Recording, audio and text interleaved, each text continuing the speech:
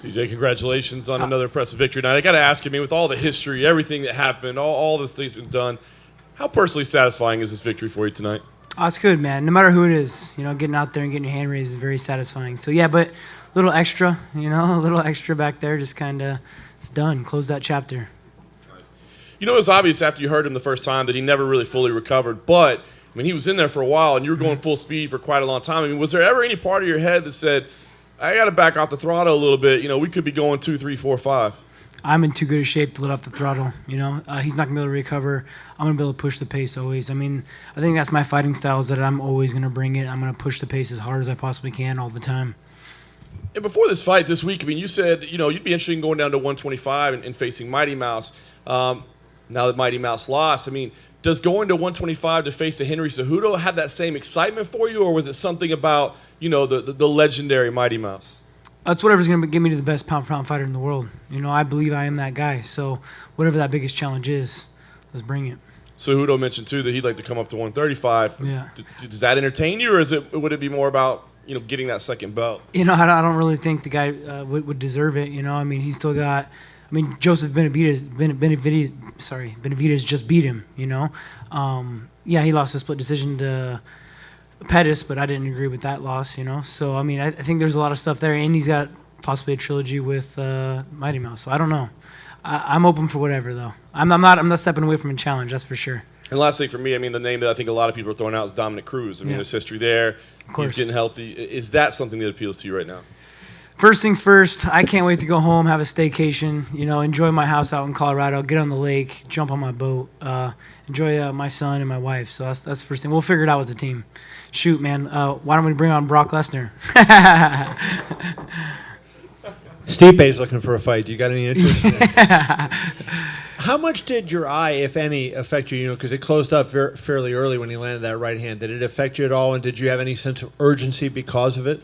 No, not because of the eye. I did feel the eye, though, right away. But I can get flicked by someone, and for whatever reason I bruise, I cut easy. This bone structure just it doesn't do very well. It's like GSP. You hit him with anything, he's gonna get bruised. Do you feel like Cody seems like he has such intense dislike for you, and the fact that does that work against him? Like if you're so angry that it takes up some oxygen and maybe works against you, where if you're a little more relaxed, you were almost taunting him, so you're more relaxed and he's angry. Do you think that worked against him in a way? I don't think that had to play a factor with anything. I think just he has some technical problems that he needs to fix. And I really don't believe he's got a chin. He plays a dangerous game. He likes to get in there and slug it. I worked a lot with my boxing this camp. I worked with Joel Diaz's gym out in Indio. I did a lot of boxing, tried to sit on my punches a lot. Worked a lot with Dwayne on that right hook when Cody was coming in. We were planning on him throwing a right hand. And every time he throws his right hand, he drops his left. He's looking to throw a left hook. He's fast, right? He throws a big right, left hand, but he drops it to his pocket. So we were just planning on timing it. I got a great coach that game plans with me and just timing that as he comes in and kind of let some of the technique go out the window and just be mean, I was going to ask you about his chin. Did you have any occasion, did you find from sparring with him, did you say, hey, this guy has a weak chin, or was it just when you fought him in the fights? When I fought him my last fight, wasn't anything in sparring. Cody was coming into the team as I was leaving, so we didn't really get to work out as much as has been in the media, It was more when I hit him in that first fight with my foot and I dropped him with that left kick. I didn't feel like that left kick had anything on it, but it affected him. TJ, congratulations. I appreciate it. Yeah. Hey, I know, when you get off this boat on your vacation, you're probably going to start thinking about that next opponent. And the thing is that, Henry Cejudo, I think, has a pretty good chance to really capture a pretty large fan base. Yeah. And the fact that you both, are from Southern California, is that...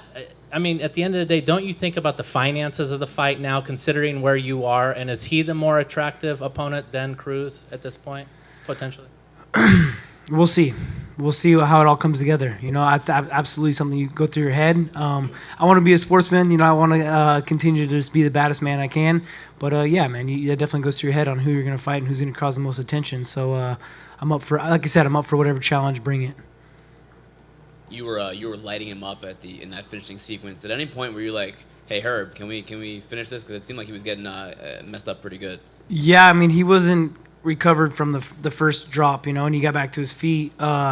but I wasn't gonna let off. There's no way. I mean, I'm too mean. You know, I'm gonna go until I win, and I didn't have a problem giving him a little extra too. You know, that knee was definitely a pretty hard knee. I felt that one, and that one finished him off. You guys had a little bit of a meeting in the cage afterward. Do you remember what you said to him, or if he said anything to you? No, I just gave him a hug. You know, I got respect. You know, I mean, it takes a lot to get where we're at. You know, this is a tough game. This is a crazy life we live. There's a lot of pressure. There's a lot of eyes. You know, he worked his butt off. So, you know, respect. He went out there and did it. Do you think this is finally over between the two of you? This whole feud, this whole rivalry. I said I was going to ruin his career at 35s. You know, I'm here to stay. I'm the king at 135s. I don't plan on seeing him again. Last thing for me, were you surprised that Cejudo beat Johnson? And I don't know how much or any of that you could watch, but were you surprised? I watched a little bit of it. It was hard. You know, I was getting ready, you know, hitting mitts with Dwayne and getting ready back there. But I saw a little bit of it here and there, and it I don't know, it didn't look like the same Demetrius Johnson, you know. Cejudo looked good, and I knew that Cejudo was going to be a better fighter coming in the second time. He looked good against Joseph, but Joseph was able to get that victory. But he was a better fighter, you know. He came out and used his wrestling, got on top. But I don't know, it kind of seemed like a little bit of a lackluster fight. You know, I didn't seem like the same Demetrius Johnson. And you still didn't get to show off that jiu-jitsu yet that you were talking about, TJ. But. I know. I was talking about that with my coach after I dropped him the first time, and I had like that backside control. I should have put the hooks in, but, you know, I was too happy punching him. Well, that's, I mean, 2 times in a row you finish him emphatically and violently after taking his best shot. You had your time where you had to be patient and wait your turn. You could argue that you beat Dominic Cruz, very close fight there. Dana said you're in the conversation and very much in the running to talk about being the best champion ever in this division. Yeah. And you talked about being pound for pound best in the world. Absolutely. What do those things mean to you right now after that humility and that time you had to spend after the Cruz fight to get back to the top of the mountain? Sounds great, man. You know, I worked my butt off to be here. I always fought the best. I always fought the toughest guys. You know, when I lost that decision that I didn't agree with, I was fighting the #1 contenders, you know, John Lineker, Sinsao. I was going through the tough guys and beating them handily, you know. So I should be on a 14-fight win streak. You know, I should be defending my belt. I don't even know how many times right now, you know. But absolutely, I agree with that. TJ, my congratulations. Thank you. Yeah, I have 2 questions. First one, you looked very, very confident on the open workout and the conference and before the fight. Where this confidence coming from? And the second question is what you were doing different in this fight comparing to the first one. The confidence comes from how hard I train, and I train harder and smarter than anybody out here. You know, I have the training lab in Anaheim, California, with Sam Calavita that pushes me to the extreme.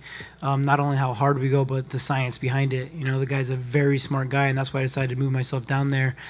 As well as I have the greatest coach in the world. You know, Dwayne Ludwig, not only how great he is, but he's willing to sacrifice and travel out and travel every week to train with me, you know. So I have the best team in the world. I got Juan Archuleta pushing me. I got Cub Swanson. We have a great gym, the training lab.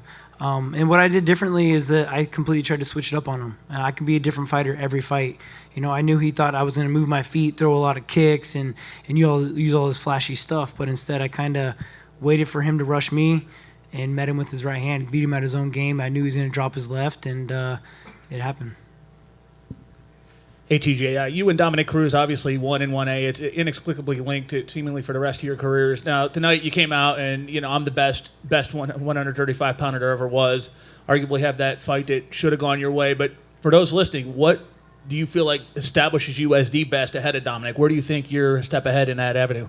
I keep fighting. I'm not on the couch. I'm not behind the desk hurt. I'm out here fighting. I'm performing. I'm fighting the best in the world. Anybody else? Good?